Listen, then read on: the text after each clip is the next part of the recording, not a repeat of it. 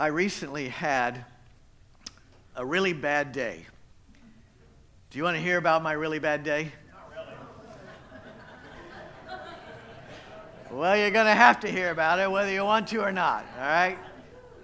It was 2 weeks ago on a Sunday evening. I was way up at my dad's house near Sheridan, and we watched the final game in the NBA championship where Toronto beat Golden State. It was a great game. Afterward, I said my goodbyes, went out to my car, and it wouldn't start. It was about 11 o'clock. It was raining like crazy. Imagine that. And the battery was dead. Not to worry, I had some jumper cables, but it wouldn't take a jump start. The battery was so dead it had shut down the car's entire electronic system, which meant it would not recognize my key fob and even try to start. So I get on the phone and call David. He says, "Oh, I'll come get you." 50 minutes up, 50 minutes back.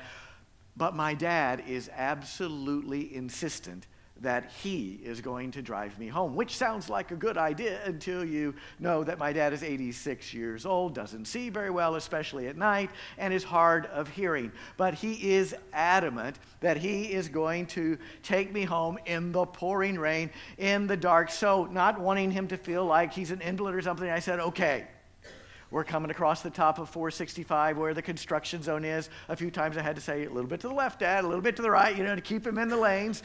But 50 minutes later, we get home, pull into the driveway, home at last, thank heavens, and then it hits me, wait a minute, how am I going to get into the house? Normally, I would get in the house by pushing a button on the ceiling of my car, which would open the garage door, and then I would go into the house through the unlocked door that adjoins the garage. I keep a spare key as a backup hidden in my car, which was all the way 50 minutes north up in Sheridan. So I'm thinking, oh, no. But I had a solution. I had my cell phone. David was inside the house. This shouldn't be a problem. I ring him on the phone. No answer. I ring him again. No answer. A third time, no answer. He had fallen asleep. He had taken out his hearing aids, taken his anti-seizure medicine, which makes him very drowsy, and drifted off to sleep. Let's just say Jesus better not come back when David is asleep, or he will be left behind.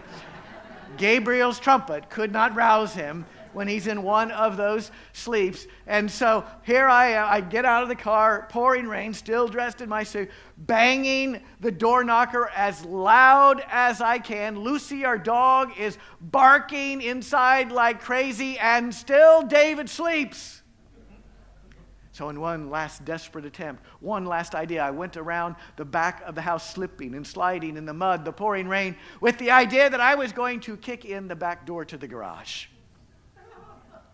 I tried once, no. Twice, no. Third time, I kicked it in. Now, I know you will find that hard to believe. I'm kind of short, I'm kind of skinny, but I warn you, this body is a lethal weapon.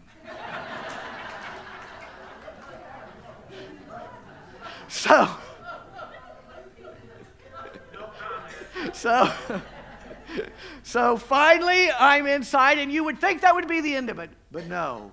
The next morning, we get up. David drives me all the way back to Sheridan, 15 minutes, to meet the tow truck. But the tow truck guy can't get the car out of park because the electronic system is dead, and he doesn't know how to release the emergency thing, nor do I. He abandons us. 3 hours later, another tow truck guy comes. He takes the console apart, finds the emergency lever. 30 minutes later, he's hauling the vehicle to Ford. I think, finally, now it's good. I get to the Ford place, and they're completely out of rental vehicles.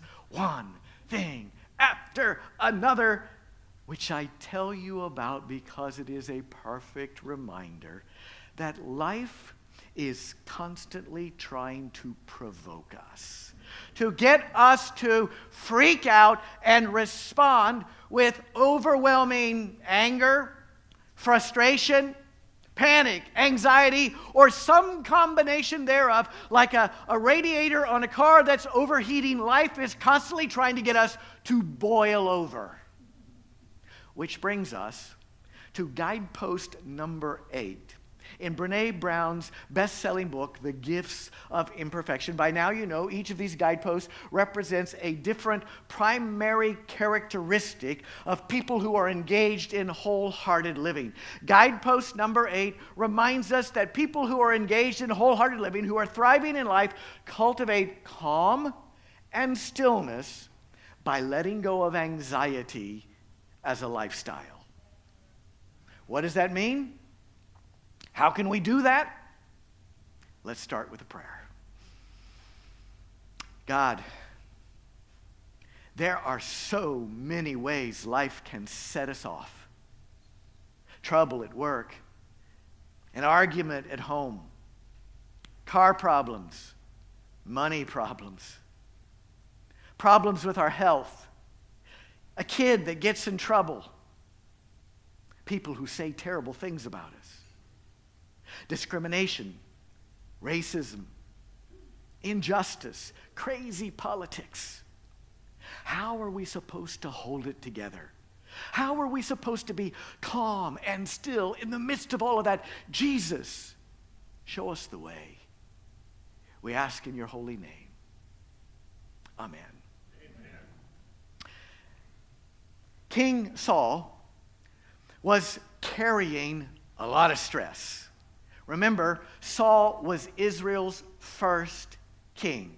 Before Saul, Israel was a loose confederation of tribes that Saul had now united under a monarchy. He was trying to keep these rival tribes together, even while fighting off powerful enemies from the outside. On top of that, the famous prophet who had been his chief supporter, who had anointed him king of Israel, had now turned on him and become his chief public critic. Meantime, a young warrior named David was becoming so famous that he threatened to displace Saul's son Jonathan as heir to the throne. So Saul was carrying a lot, overwhelming stress and anxiety, and it was beginning to affect him. He began to have what we today would call panic attacks, where he would close himself in his room and be paralyzed for long periods of time. Then everything came to a head.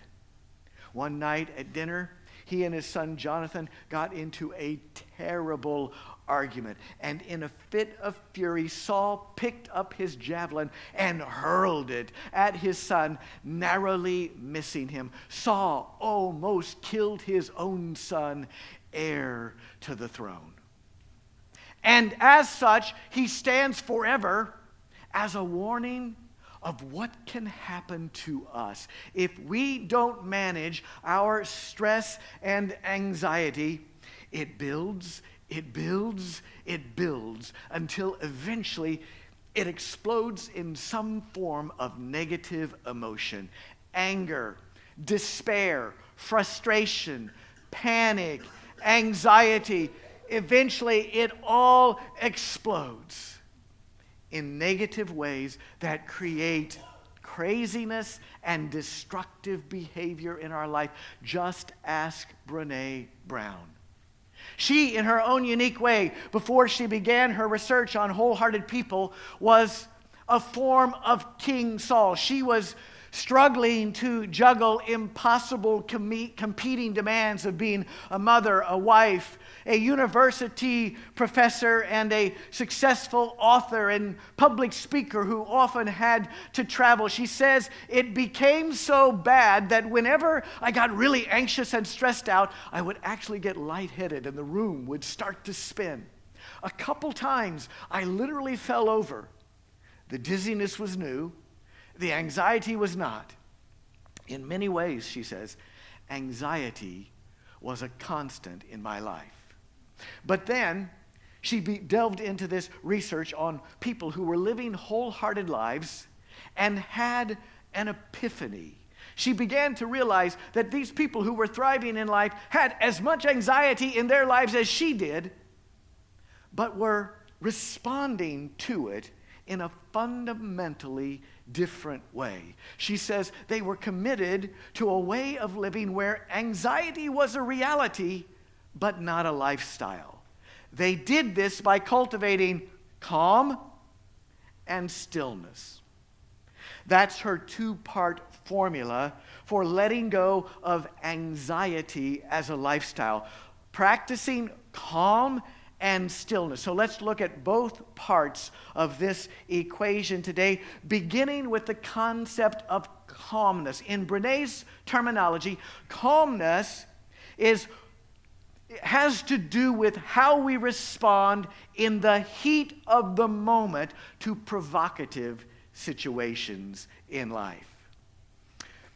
Managing provocative situations in our life begin with, Brené says, the realization that we get to choose how to respond. I know it sounds a little bit simplistic, but she says we reach a real tipping point in our lives when we come to the internal realization that though I do not get to control what happens to me in life, I do get to choose how I respond. Suppose, for example, someone is going around and saying outrageous things about you. You have a choice. You can respond to that with rage or calmness. But Jeff, you may say, that person deserves to feel my rage.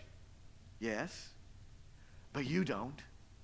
Because you see, when we explode with some form of negative emotion, despair, anger, frustration, anxiety, it's like a volcano erupting. When a volcano erupts, we see the external explosion of lava, ash, smoke, and fire. But remember, to support that external display, it requires that the entire mountain and the surrounding ground be on fire and in a place of complete meltdown. This is what it looks like inside each one of us when we succumb to one of those destructive, negative emotions. In order to express rage, in order to express despair or anxiety meltdown, I literally have to set my insides on fire.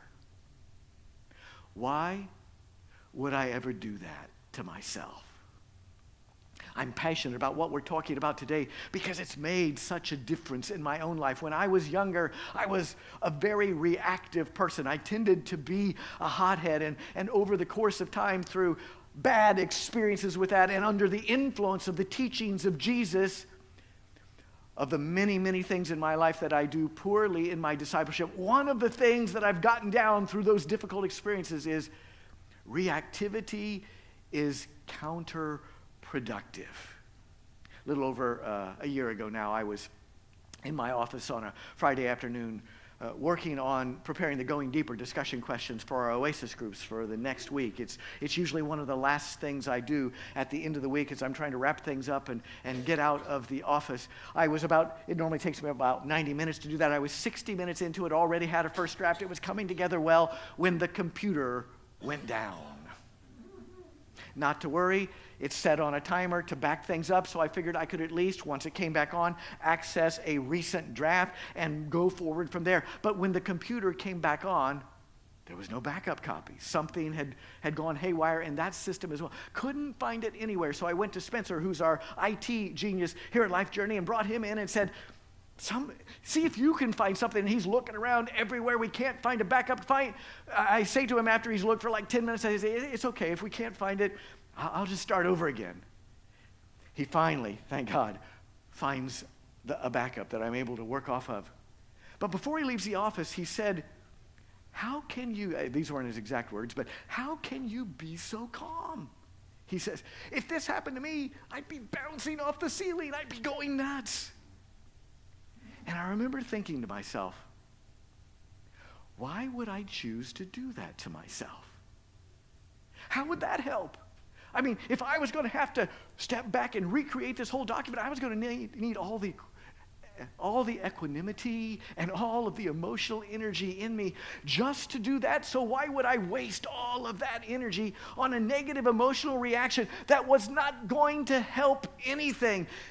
This can make such a difference in our life. It can keep us from wasting so much emotional energy in our life. So how can we do better? Put it in the cloud. What did he say? Put it in the cloud.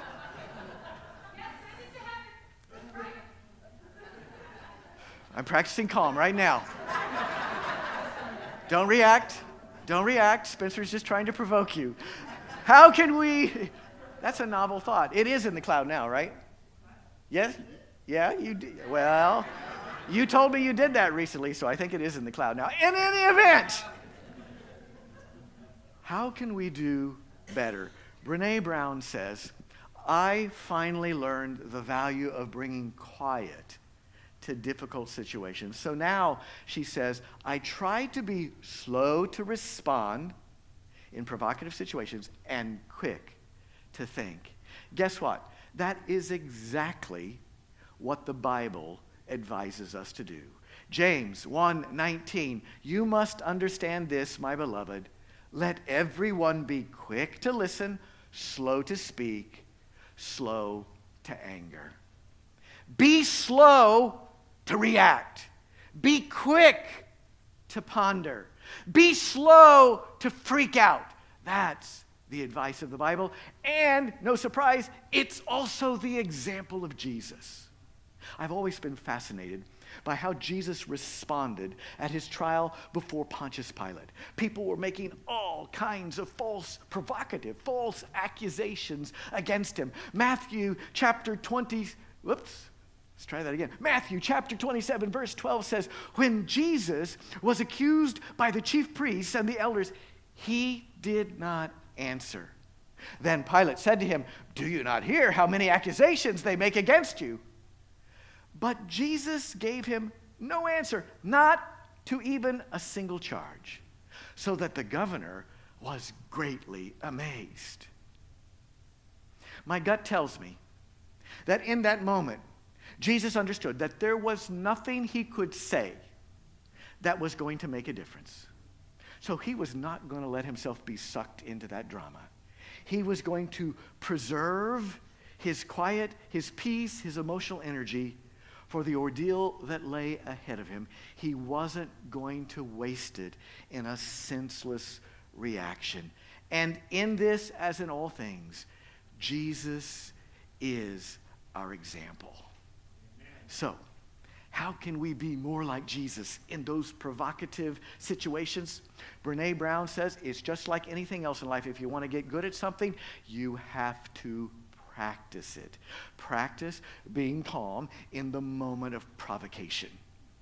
Several years ago, there was a public service announcement that was running a lot on television. At the start of the PSA, you saw this couple that was in the midst of a furious argument. I mean, they were slamming doors in each other's face. They were shouting things like, I hate you. I don't want to talk to you. Mind your own business. And then they'd slam doors and they'd go through it again. And finally, near the end of the PSA, they lovingly join hands, walk out of the room as one says to the other, I think we're ready now. Then, in a voiceover, the PSA announcer says, talk to your kids about drugs. It won't be easy, but it might save their life. You see what those parents were doing? They knew that if they were about to talk to their teenager about drugs, their teenager was going to say some really provocative things. And so they were preparing themselves to be calm in the midst of the storm. Practice makes perfect. So, when we're in the midst of one of those provocative moments, how can we practice the holy calm that Jesus models for us? Brené suggests several steps. Number one, when something provocative happens, count to 10. Sounds simplistic, but we've got to create that reaction buffer. So something provocative happens, pause for just a second. Number one. Number two, as you're counting to 10, she says, take a deep breath and relax. Step 3, I've added, repeat your spiritual mantra. I can do all things through Christ who strengthens me. Think about it. When you're really angry or really anxious, It's a symptom of the fact that you are feeling very vulnerable. You are feeling powerless in a situation. So the perfect antidote to anger or anxiety as we pause is to say, I can do all things through Christ who strengthens me. And as we feel that power of Christ in us, it makes us less reactive. And then finally, number 4, at that time or later, have a calm, honest conversation about the provocation. Practice calmness. But remember, this is only step 1 of 2 key steps to cultivating calm in our life. Step number 2 is stillness, and it is equally important. One of my all-time favorite episodes from Will and Grace is the one where Grace was anticipating a visit from her mother. Grace loves her mother, but her mother knows how to push all of her buttons. And so Grace was very anxious about this visit that she was going to get from her mother. And she's sitting in Will's apartment on the couch talking to Jack about this, explaining this to him. And Jack convinces Grace that what she needs to do to be ready for Bobby Adler, to be ready for her mother, is she needs to practice being calm. So Grace agrees to practice. She puts herself in a zen-like state of calm. And then Jack, as only he can do, transforms himself into Bobby Adler and begins to try to provoke Grace. Sit up straight, dear. Why are you slumping your shoulders? Are you wearing a bra? I love that blouse, dear, but the color doesn't look good on you. Honey, when are you going to do something with your hair? At first, Grace is very calm. But then she can take it no more, and she explodes, grabs Jack by the shoulders, shaking him back and forth. She shouts, "Shut up, old woman, or I'll kill you!" Shocked, Jack says, "Grace Adler, you are out of control," and then dramatically exits. Grace's example reminds us that just waiting until we're in the heat of the moment to practice is probably not going to be sufficient. Brené Brown suggests that we back up before that and add a whole additional step. Remember, it's a 2-part sequence. Calmness, she says, is what we practice in the heat of the moment when we're being provoked. But step number 2 takes place well before we get into the provocative moment. Step 1, in the heat of the moment, practice being calm rather than reactive. Step 2, beforehand, build a rhythm of stillness into your life. Practice stillness in your life. Brené says, I wish I could tell you how much I resisted even hearing people describe stillness as an integral part of their wholehearted journey. From meditation and prayer to regular periods of quiet, reflection, and alone time, men and women engaged in wholehearted living spoke repeatedly about the necessity of quieting their bodies and minds as a way to feel less anxious and overwhelmed. Brené says, when I began seeing this trend in my sociological research, she says, I actually found myself in a state of panic, she says, because in my mind, she says, I associated stillness with meditation, and I associated meditation with Eastern meditation, the idea of emptying your mind. And she said the very thought of that kind of meditation made me anxious. She says, every time I have tried to practice that kind of meditation, I have felt like such an imposter. She says, I spend all of my time thinking about stopping thinking about things. She says, I'll start off and I'll say to myself, okay, I'm not thinking about anything. Okay, I'm not thinking about anything. Milk, diapers, laundry detergent. Stop! Not thinking. Oh man, when's this going to be over? Brené says, that's how I felt when I tried to meditate. But then, she said, I began to realize, as I talked to all these people, that stillness can take any of a variety of forms, and that the challenge is to find stillness practices that fit your personality. She said stillness is not about focusing on nothingness. It's about creating a clearing. It's opening up an emotionally clutter-free space and allowing ourselves to feel, think, dream, and question. Guess what finally worked for King Saul? When he would have his panic attacks and close himself in his room, his servants recruited an expert musician, David, who would come into the room and quietly play his stringed instrument. And in the midst of that beautiful music, Saul would find the emotional clearing to regain his perspective. For some people, practicing stillness means music. For some, practicing stillness means prayer.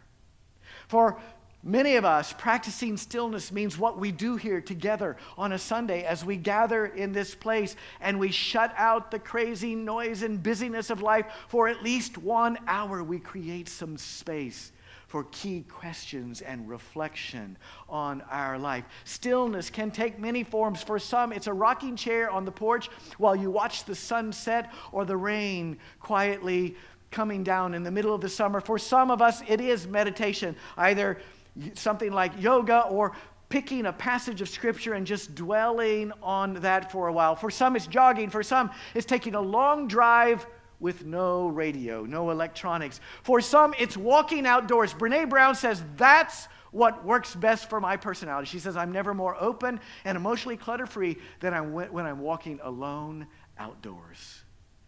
That's what I have found works best for me too. Every Monday, which is my day off, I take my dog Lucy on a Monday morning and we go out to the woods and we go for a long walk. Sometimes I'll pray, sometimes I'm just quiet, soaking in the quiet. And then when I get home, I turn off the television and the phone, and until mid-afternoon, as St. John of the Cross once said, my house now being completely still. Try it. Quiet. And as Monday morning unfolds, waves of quiet are filling a reservoir in my soul that will be a resource of peace I can draw on in provocative situations for the rest of the week. Each one of us needs to find ways of practicing stillness. You can be a monk without having to go to a monastery. You can weave into your week some kind of monastic silence. Picture it, a classic monastery, an old-fashioned monastery where the monks have taken a vow of complete silence. The only exception being at the end of each year, one brother chosen by lot gets to speak one sentence. At the end of the first year cycle, the lot falls on Brother Jonas. He stands up and has one sentence to speak, so he chooses his words carefully. The mashed potatoes served with the roast every Christmas day I find to be delightful. Another year passes. The lot falls on Brother Samuel, who stands up, glares at Brother Jonas and says, the mashed potatoes are lumpy and I positively despise them. Another year rolls round. The lot falls on Brother James. He stands up, glares at both of them, and says, I am so fed up with this constant bickering, I quit. Fortunately, I like that. You didn't. I did. Fortunately, you don't have to become a monk to weave silence into your life. How are you bringing quietude into your life? But beware. Brené Brown warns us that there can be something very scary about creating silence in our lives. She puts it this way: if we stop long enough to create a quiet emotional clearing, the truth of our lives will invariably catch up to us. All of that stuff that we've been drowning out with the noise in our life and our hectic busyness can suddenly come to the fore when we get quiet. Is my life meaningful? Am I happy? What am I running from? No. no, somebody quick, turn on the TV. No, I'll get my phone. Somebody's probably trying to call me. And we try to tamp down, we try to keep those inner demons at bay. The great irony being, that is the very thing that's making us so anxious. That we have all of this unresolved, free-floating stuff just below the surface that we drown out with our busyness and the noise of our lives. Quiet. Peace. In our gospel story today, Jesus gets off a boat on a remote shore in Galilee. There's nobody in sight. Quiet. Just a few pigs on a faraway hill, when suddenly out of the quiet comes running this crazy, scary man. Running right toward Jesus. He's shouting at Jesus, "Get out of here! Have you come to torment me?" Jesus immediately senses this man has a lot of inner demons. He commands them to come out of him. And did you hear the story? They didn't come out. Did you notice what Jesus did next? Mark 5, verse 9. Then Jesus asked the man, "What's your name?" He replied, "My name is Legion, for we are many." Note that word, we. Jesus now knew these were the inner demons who were talking to him, revealing their name, Legion. You see, ancient people believed that when you learn someone's name, you gain a measure of power over them. You can now bless them or curse them by name. Ancient people believed that when you learned the name of a god, it now gave you a measure of power over that god, because you could now publicly invoke that god's name, and if the god didn't respond to your request, the god would be publicly shamed. So ancient people believed that names were critically important. And now, here in this gospel story, Jesus now has the name of the demons. He can now command them to come out by name. He does so, and they do. What lesson do you think we're supposed to learn from that for our lives today? How about this? The first step toward exercising your inner demons is to face them in the quiet, to look them in the eye, and to call them by name. I know who you are. You're my fear of dying demon. I know who you are. You're my fear I'm unlovable demon. And each time we go toe to toe in the quiet with our inner demons and call them by name, they get weaker and weaker until they finally have to let go in the presence of the power of Christ within us. So don't be afraid of the dark. It can be an incredibly healing place. Don't be afraid of the quiet. It's where we find solace for our soul. If we want to thrive in life, we have to practice stillness. Where, how, when in your life are you practicing stillness? Mark Batterson, in his book Whispers, reminds us that Susanna Wesley had 17 children, including her famous son, John Wesley. How does a mother of 17 living in a small house ever find stillness in her life? Susanna Wesley would put a rocking chair in the middle of the living room in their small house and literally cover herself with a blanket. And that would be her tent of meeting. That would be her place of stillness, to encounter God and her inner demons and work through them. Thomas Edison had a thinking chair. Alexander Graham Bell had a dreaming place overlooking the Grand River. Henry David Thoreau had Walden Pond. Ludwig von Beethoven, every afternoon, he would go for a walk outdoors alone, carrying a pencil and a paper in his pocket for when genius would strike. Where is your whispering place? Where is your quiet place? Let me close with this. True story. Albert Samples was born to a mother who was a prostitute. Never knew his father. His father was just passing through. He lived with his mother for a number of years, and she treated him okay, except when she was drunk. She was drunk a lot, and when she was drunk, she was brutal. So at age 11, Albert Samples ran away. Became a hobo traveling the train tracks during the Great Depression, learning violence as a way to survive. Eventually, he was arrested and convicted of assault and battery and sentenced to 28 years in Texas State Prison. 18 years into that sentence, he one day committed a minor infraction of prison rules and got thrown into solitary confinement. A dungeon. No light, just concrete walls and floor. 14 days into that experience of isolation, he began to have a panic attack. He imagined that water was trickling down the walls and going to fill up that dungeon and drown him. He threw himself on the floor and began pounding the concrete and shouting, "Help me! Help me!" And that's when it happened.